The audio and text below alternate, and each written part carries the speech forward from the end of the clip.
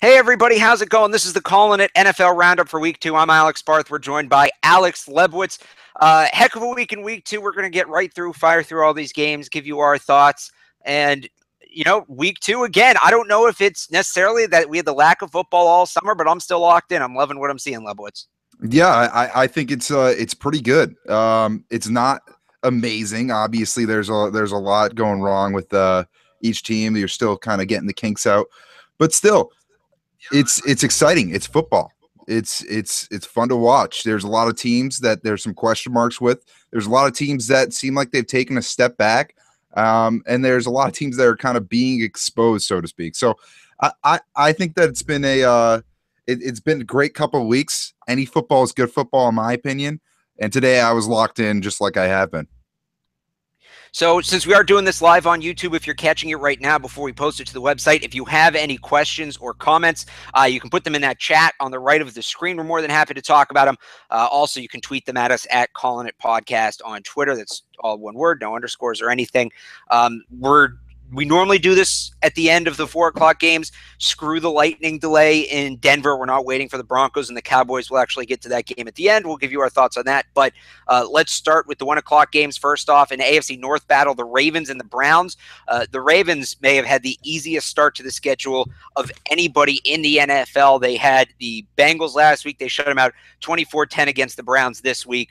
I'm still not buying in on the Ravens. I think they're one of the weaker, if not the weakest, 2-0 team left just because they really haven't played anybody. I'm not sold on Flacco, and they've struggled at times in these 2 games against weaker opponents.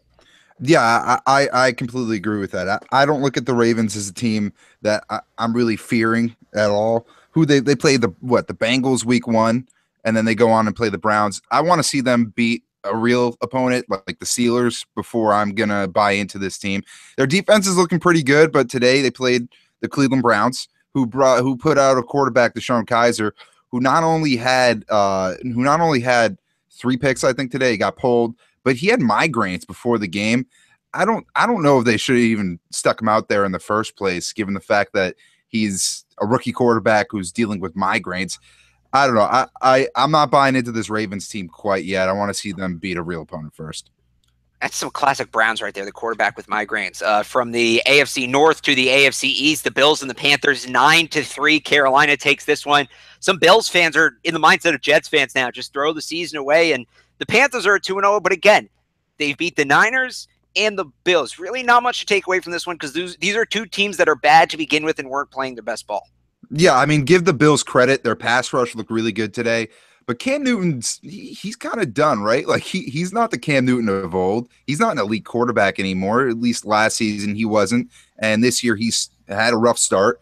So I just think these are 2 lousy opponents who played in a low-scoring game. I'm not high on either of these teams, but I'll give credit to that Bills front 7. Their pass rush looked good, so they pressured Newton. But I still don't look at this team as either team as a serious contender. You talk about Cam Newton not being his old self. The Panthers said in the offseason they were going to make a point of having him run the ball less, throw it away, or get out of the pocket more to take less hits, and it's clearly affecting his play. Yeah, absolutely. And given the fact that Greg Olsen just went out with a broken foot, he'll be out for some time. That's one less target he has. That's his best target, too. His number one, absolutely, his number 1 target. So he's going to have to go through the rest of the season without that number 1 target, probably. Maybe he comes back before the end of the season. But still, he doesn't have any targets. It's a lousy team, and he's kind of beat up from the years of abuse he's taken in this league. Who would have thought a broken foot would stop 3-leg Greg? Doesn't he have another one? This one got a little interesting. Some bad teams. My pick for the worst team in the NFL, if you'll remember, I said it on the show a couple weeks ago, the Cardinals and the Colts. The Cardinals taking an overtime after Jacoby Brissett throws an interception, backed up against his own goal line on the first, I think it was the first play. It was the first possession of overtime for sure. I actually thought Jacoby was impressive up until that point. He did better than I thought, but ultimately you can't be throwing interceptions like that. No, and he's fine. I think he's better than a lot of quarterbacks in the NFL. He's never going to be a top-tier quarterback, though. And I know it's only his 2nd season, but he looked fine. He's all right for a guy who's only in his 2nd season in the league. He looked pretty good. It's still the Colts. Their offensive line still stinks. I think more importantly, though, we see that the Cardinals are not where they need to be, and they haven't been And I think that window's also closed. You see a lot of teams, their windows are closing in this league. I think that one's closed. I mean, if you're still thinking it's open, you're going to get your fingers jammed when they shut it. Palmer's what, almost 40. Fitzgerald's up there as well. I think there's a big rebuild coming down in the desert. People were high on the Jaguars last week after they shellacked the Texans. Well, they got put in their place by division rival Tennessee, 37-16. Last week, it was DeMarco Murray. This week, Derrick Henry, the former Alabama running back, has the big game. I got them backwards in fantasy. I have both. And I started Henry last week. I started Murray this week. So I clearly can't figure out. But the Titans have. And I think that running back duo is going under the radar. It's something I'm going to be watching closely in these next couple of weeks, see how they manage that. Because if they are going to win the division and be a player in the playoffs, be an impactful team in the playoffs like some people think, it's going to be, I think, more so with Henry and Murray than it is with Marcus Mariota, who did not have a good game today. Yeah, I still think you give him a chance. I don't know. With the Jaguars, they're obviously not as good as they indicated last week against the Texans. Titans, a much better team. I'm not going to close the window on a guy like Mariota. I think he's still a very good quarterback. And I still think that this Titans team is probably coming out of that division. Originally I had the Texans, but they're pretty impressive. And I don't know. I think this kind of put the Jaguars back in the place where they should be. This isn't a team that could have made the playoffs.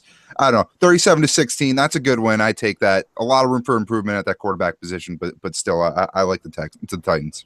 Once again, this is the NFL Roundup from the Callin It podcast. If you have any questions or comments, you think we're saying something wrong, throw it in that chat over there on the right of your screen. We're more than happy to touch on it. You can also tweet at us at Callin It Podcast.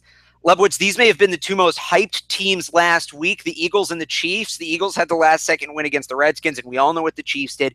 Chiefs take this one 27-20, but a close game, a lot of fireworks in the fourth. I think they may not be two of the best teams in the league, but it's starting to look like they're going to be two of the most exciting teams in the league, those cardiac teams that they're always hanging around in the fourth quarter. They're always playing exciting football. Yeah, I think this shows us that they're true contenders. And one thing I'm looking for is for the Chiefs to play that Raiders team, see how they stack up against them. That's going to be an awesome matchup. And the Eagles, yeah, they're taking a step up. They have their quarterback in Carson Wentz, who's calm. You know, he's really good in the pocket. I love watching him play. What did Tony Romo say like 10 times? It was a quiet feet, right? Yeah. It's the pocket presence. It's what it's all about. Right. Except he can actually move on his feet a little bit better than Brady. He doesn't have the presence, but still, he's a guy who's kind of proven himself in this league. And he played well against a really good defense on top of that. Obviously, an Eric Berry-less defense, but still, he had to go up against a really good pass rush, and he passed the test today. It was a loss, but still two good teams that we'll see in the playoffs later on. I think this is going to be a question every week. We talked about it last week with Matt McCarthy, and I think it's going to be a question throughout the season, not just for us, but for everybody. Are you in on Wentz right now? I am. I think he's a good quarterback. I think he'll turn into a very good quarterback. It's just when I like to judge quarterbacks based on how they do against adversity, how they do against the pass rush, how they do at the end of games. He's passed those tests for me. So if you have a young quarterback who's doing well in all those categories, I'm going to be high on him. And Carson Wentz is definitely one of those guys. The 5 running backs on the Eagles roster. They chose to keep 5 running backs coming out of the preseason on the 53. Today, they ran it, I think it was only 11 times, and they passed it over 50. That's really a statement on how much they trust their young quarterback. In the Steel City, Pittsburgh and the Vikings, I was looking forward to this one after last week. I think we learned today the Saints aren't the team we all thought they were. More on that in a minute. Steelers 26-9. I think we're ramping up, week 13? Steelers-Patriots, we're ramping up for that to be one of the great games of the year, having watched this. The Steelers took care of a Vikings team that, even without Sam Bradford, looked pretty good. Yeah, and one thing that also happened is Le'Veon Bell was not Le'Veon Bell again. Second straight week, he did not really play to the standards that we're used to seeing him playing. Will that continue? I don't know. I think he had something like 87 yards on 27 carries. Not quite what you want to see. He wasn't that effective in the pass game, but still, Big Ben got it done against a pretty good Vikings team without their starting quarterback. But the Steelers are always going to bring it. They have it. They always will, at least as long as they have Ben Roethlisberger. And that's definitely going to be someone to look out for, that team. Still, I don't know if I put him in my top 3 of AFC teams. But it's good win nonetheless. The other thing I was left wondering about this game, where was Teddy Bridgewater? Supposedly he's good to go, and they didn't play him. He had that horrible knee injury. He seemed to be ramping up, though, before that to becoming one of the top quarterbacks in this league, and we don't see him here today. Yeah, I think isn't he out till week 6? Is he on the PUP list? I don't He know. might be. He might. Honestly, I meant to look it up, and things. I kind of got caught up before the Patriots game started. He should. I mean, his knee injury was horrible. So they're gonna. I mean, why not keep him out as long as they can? If Bradford's out for 1 or 2 weeks, so be it. You can put him back in there. It's not the end of their season, and you don't want to bring a quarterback like that who's young back too soon. So keep Bridgewater out as long as you need to. So I missed this, and this is on me. He had a follow-up surgery a couple weeks ago. He's expected out until at least week 8. The Buccaneers and the Bears. I was interested in the Bears last week. Matt McCarthy put me on their bandwagon. I wouldn't go that far. I certainly wouldn't go that far anymore. 29-7 Tampa. Now, I hear some people saying this game showed the league that Tampa's a Super Bowl contender. I wouldn't go that far either. This Bears team, what I was impressed with last week was the offense. The defense stinks. Oh, yeah. The defense is brutal. Mike Glennon is what was impressive from that Bears team. Today, I think he had 2 interceptions, but they're not good. I mean, they're not going to be a playoff contender. They'll be sub 500 easily. The Bucks are a good team.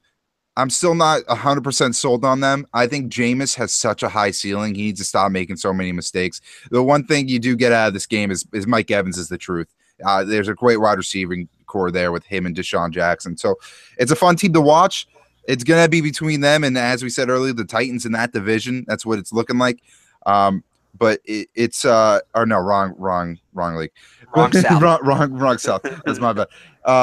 But no, they'll win that division, at least over the Saints, as we saw from the day, and the Panthers. Great team. The Bears stink. I'm not reading too much into this game. I think it went as you probably expect, although Glenn and I probably expect a little bit more out of. The Patriots will be facing up against those impressive Tampa receivers in a couple weeks. I'm looking forward to that. In the meantime, today they took care of the Saints. More on this game tomorrow. We're still working on getting the guests. It's going to be somebody good. I'll tell you that. Make sure you check out the show tomorrow. But just quick thoughts from this one. Patriots 36, Saints 20. They got a couple garbage points, a touchdown in the fourth quarter when the game was already over. I'm going to do this. I'm going to save my Patriots takes for tomorrow. This was the first time I really got to watch Tony Romo. I didn't get to see him last week. He is an amazing color analyst. He is. He was spot on with everything he was getting. He was in depth, yet he was simplifying it. He was the anti-Chris Collinsworth. I loved listening to him. I may watch games this year just to see Tony Romo. I don't think I've ever said that about a color analyst before. Yeah, I've never seen someone in a booth for any sport do as well as Tony Romo did today off the bat. He was unbelievable. He was great. I think a lot of people are trying to be, contrarians, like, oh, he's fine. It's just in comparison to Phil Simms, he's great. No, he's good. For a guy in week 2 of his career, beyond good. He's like he might be I think he's already solidifying himself as the best color commentator just based off his analysis, how he's able to predict what teams are going to do, and just break down plays. You said it. He doesn't overcomplicate things. He simplifies it. And he just has a knack for being on air, which you don't see that often. It's just straight up talent. The predictions are scary too. He keeps getting everything right. Jim Nantz needs to calm down a little bit with the Tony Romo love, and I think some of the reason people are so critical of him is that, and the fact I hated Tony Romo the player. I did, but I'm loving him as a broadcaster. There is one guy I can think of from a pure broadcast and knowledge of the sports standpoint who was just as good, and that was Kurt Schilling. But he was good. Yeah, issue that we'll get. We're not going to get into another time. This show is about sports. We will keep it about sports. We're not going to go down that angle. That again, for more on the Patriots and the Saints, I guess for all on the Patriots and the Saints, because we kind of kept it off the radar there. Tune into the show tomorrow. That will be up tomorrow afternoon on Twitter at Callin Podcast. You can follow us on SoundCloud as well and subscribe on iTunes. The 4 o'clock games, one of them just got done. That was the Redskins and the Rams. Redskins win on a late touchdown, 27-20. The Rams manhandled the Colts last week, and the Colts are bad, but the Rams really took care of them. And they beat a decent – they didn't beat, but stayed in it with a decent Washington team this week. I thought the Rams were going to be bad. I liked their defense. I thought their offense was going to be too much to overcome, or too little to overcome, frankly. But are the Rams kind of sneaking into that you need to be worried about this team category? No, I look at it as a West Coast game against a team that's, I think, overrated. I've never been that high in the Redskins. I don't think they're all that great. I think they're a decent team. That's about their ceiling, though. They're decent. The Rams better than I thought they would be. Obviously, a great win against the Colts last week, and they stayed in it with a team that is a playoff caliber team, you could say. So definitely a good sign for the Rams. That's the big takeaway. They lost, but if you stay in it with a team that has proven that they're a playoff contender, a playoff caliber team, great news. They have their quarterback, or they think they do. So if you're playing good football and you're winning and your talent's getting better, that's just awesome. And it seems like their young coach is working out for them so far. Young Ho Koo missed another late kick for the Chargers, 19-17, and the Bolts returned to LA. Jay Cutler didn't look terrible, and that surprised me, but he got a lot of help. Did you see the catch by Devontae Parker? I think it was in the third quarter. He totally moshed the corner. He went up over the back on an underthrown ball, snatched it back, picked up about 10 yards after the catch before he was pushed out of bounds. If Cutler does anything this year, it's because the wide receivers they have are outstanding. I have no idea why they were talking about trading Jarvis Landry. He was great today. Parker was great today. I love Jay Ajayi. It makes you wonder, and Tannehill's not great, but he's a lot better than Cutler, what that team would be capable of this year if they had their quarterback, or if they had a decent quarterback. Yeah, absolutely. I think it's also you got to give credit to Adam Gase, who is kind of an offensive guru. It seems like someone who's worked with Cutler, knows his strengths, knows his weaknesses, and I think he put out a good game plan. Obviously, Jay Ajayi picked up where he left off and had a really good game today. He had something like 130 yards on the ground. And you got to give credit also to the Chargers, that late drive. They set their kicker up for a 44-yard field goal. You should make that when you're dead center. And Philip Rivers had a couple good throws on that last drive and kind of showed some cojones there. Still, not super high on the Dolphins. I think we know what we're going to get out of them. They'll probably be they'll probably be the second team in the AFC East. Not saying much, but yeah, Jay Cutler did fine. I think he did exactly what you want him to do, and exactly the ceiling of what you'd expect him to do. They technically are winning the AFC East. They're half a game ahead because remember they had the week 1 bye because of the hurricane. And what was it, the Chargers last year? I think it was 7 games. They had 7 games where they were winning in the fourth quarter and ended up losing. They're just that. They're the anti-Lions. The Lions are losing always late, and they come back and win, and the Chargers are the opposite. In the black hole, Raiders 45, Jets 20. I saw Jets fans on Twitter at the beginning of the season saying they weren't going to complain. They knew what it was, and guess what? Week 2, they're complaining. I'm not surprised. Me and you know some of these people. I think if they're listening, they know who I'm talking about. But honestly, I don't blame them. They were in it, and you had I think it was Jalen Marshall. Somebody dropped an easily fielded punt, and it was over. Yeah. This is Jets are a train wreck. They are. They're a horrible team. Although Josh McCown did all right. I didn't think he played that bad. I think he's what you need out of that team. He's obviously better than Christian Hackenberg. I think everyone can agree on that. But also, I think that the Raiders, their defense is still kind of something to worry about. They're not that good. And they're not what they need to be. And that's probably the reason I'm excited for them, not only to play the Chiefs, but also to play the Broncos. The Broncos right now are handing it to the Cowboys. It seems like Trevor Siemian's playing out of his mind right now. What's the Raiders defense going to do against Trevor Siemian and the Broncos? I thought I'd never say that, but that's going to be a problem. We know their offense is good. That's not the question. It's if their defense can hold up and against teams that are high octane offenses or high octane defenses, will they be able to outscore them? Well, if Michael Crabtree can play the way he did today, they will. He absolutely turned back the clock. Last 4:00 game that is final. Seahawks 12, Niners 9. Would you look at that? A late score after Marquise Goodwin, former Bill, dropped the game-winning touchdown halfway through the fourth quarter. He got the corner on the ground, and an in-and-out ball hit him in the shoulder pads, and he let it go. I said last week, after the Green Bay-Seattle game in which Seattle struggled to score, I said, it looks like Green Bay has a defense. It may be Seattle doesn't have the offense we're all expecting. They traded Curse. Russell Wilson struggled in this game, 23 of 39. He was under 200 yards. Last week, people were already putting Seattle and Green Bay back in the NFC Championship game. I think now that we've seen it in context against the San Francisco team that does not have a great defense, they're building a great defense, but they don't have one. The 12s have something to worry about with their offense. Seattle has something to worry about in terms of moving the ball and getting points. Yeah, I think so, but this is the Seattle Seahawks. I look at them as a very well coached team and kind of like the Patriots in the regard that they can struggle like this early on in the season and then regather, regain their composure and finish out strong. And I think that's probably what's going to happen. You know, this isn't a bad team. Their offensive line has had some struggles, but still, I think the Seahawks will pick it back up and be a playoff team and still be a contender by the end of the season. These past couple weeks have not done them any favors, especially when you're losing at one point at home against the 49ers of all teams. Their offense needs some work done to it, but I think it's fixable. I think they'll get back to the point where they were, Here, especially with that defense. Here's a surprise. You mentioned the Cowboys. They had an hour-long lightning delay in Denver. They're just starting the fourth quarter now. Broncos up 35-17. The Cowboys did just score, and they have the ball again. So maybe they'll make a game of it. But are you surprised to see the Cowboys struggling, especially the way they contained the Giants last week? And what does this tell you about that Giants offense, that Trevor Siemian has carved them up for 35 points when Eli Manning couldn't do jack?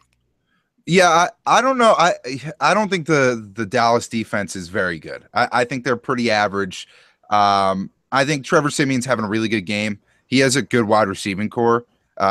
So and a good offensive line. So I look at this Broncos team. If your quarterback can find his targets, they're going to do fine. And I think Trevor Simeon can get the job done, considering what they have on the defensive end and considering what we saw in 2015 with Peyton Manning's play. I've ask myself this though, like how many times has this Cowboys team beat an elite defense? Like I can't remember a game where they went up against an elite defense and actually did well offensively. I look back and last year they played the Vikings, who have a really good defense. They beat them, but it was 17-15. I don't know if they're ready to beat a Seahawks type team in the playoffs. And today's kind of proving that. I don't think they're a team that really stacks up against good defensive teams very well. So that's what we've seen. As for what's ahead tonight, the Packers and the Falcons, I'm looking forward to this game. It was a shootout last year, probably will be the same thing. Falcons opening up in that beautiful new stadium down in Atlanta. I was there a couple weeks ago for some college football. Rodgers, Ryan, bet the over. I'll be interesting to see what Green Bay can do, what this offense really looks like when they don't have to deal with the Seattle defense. Yeah, it's going to be, as you said, it's going to be a shootout. You have two elite quarterbacks going up against each other. I think the Packers are going to come out on top personally. But I still think this Falcons offense will come out firing. And you talk about a Super Bowl hangover, they're still talented. And they're still going up against a Green Bay team that, as we saw today, the defense is probably not as good as we thought they were. You look at it, the Rams or the Seahawks just scored 12 points against the Niners. And last week, what did they score? 10 or something like that. So Yeah. you look at that, this Green Bay defense probably isn't that great. They just played a really bad Seahawks offensive line. Today, they're going to get carved up, as will the Falcons defense. So it's going to be a shootout tonight in Atlanta. The opposite of what we saw last week on Sunday night with the Giants and the Cowboys. Giants in action on Monday night. They will be hosting the Detroit Lions. And look, it's one thing not to figure it out against that Cowboys defense. They got some good players. Sean Lee was a beast in that game. If they're not moving the ball against the Lions, and I've said this for years, but seriously, it's time to start looking beyond Eli Manning. The Lions defense did not look great last week. I'm not saying the Giants need to win this game. They can lose in a close game and still okay. I understand. But if they can't move the ball against the Detroit effing Lions, there are major problems that can't just be fixed by Odell Beckham, as good as he is. I'm going to be watching Monday night with a lot of interest to see what's going on with the G-Men. Yeah, you expect Eli Manning to do the job against a Lions caliber defense. If he doesn't tonight, I know they don't have a great offensive line. I know they're missing Odell, but if he doesn't do that tomorrow night, yeah, you're talking problems. You have a short window here. You have Brandon Marshall, you have Odell, you have a couple other weapons on that offensive end. If you can't get it done with the quarterback you have, I know he's a great playoff quarterback. I know he's clutch. You have to look elsewhere. He's 35 years old right now, right? So Yep. the window's closing, and you got to get impatient. You have a good roster right now. You have talent on both sides of the ball. Eli might not be the answer at this point. The window might be closed. All right, so that's the NFL recap from week 2. Before we wrap it up, Lebowitz, any last words? I think that the Chiefs are probably the real deal. I think they're a good team. I think we'll see them late in the playoffs. You know, later in the season. I know it's week 2, but they're a talented team, and the way they finished last year, it seems like they picked up where they left off from last season. So Chiefs looking good. Seahawks will regather and get back to where they were, and the Cowboys, Redskins, somewhat overrated, in my opinion. I'm just shocked. I'm worried Denver's for real again. I don't want the Patriots stuff to go there in the playoffs. I really Yeah. don't. I won't. I kind of can't believe what I see right now. But it looks like the Cowboys are driving, so maybe this one isn't over quite yet. All right, that's going to do us for us for analysis of the Patriots. We'll be talking Red Sox tomorrow. Triple G Canelo, college football. We really have it all tomorrow. Make sure you check us out, Callin It Podcast, at Callin It Podcast on Twitter. You can subscribe on iTunes and SoundCloud as well. The guests are TBD, but keep an eye out on Twitter for that. Until then, he's Alex Lebowitz. I'm Alex Barth. We will talk to you tomorrow. This has been the Callin It NFL Week 2 Roundup. Enjoy Sunday Night Football, everybody.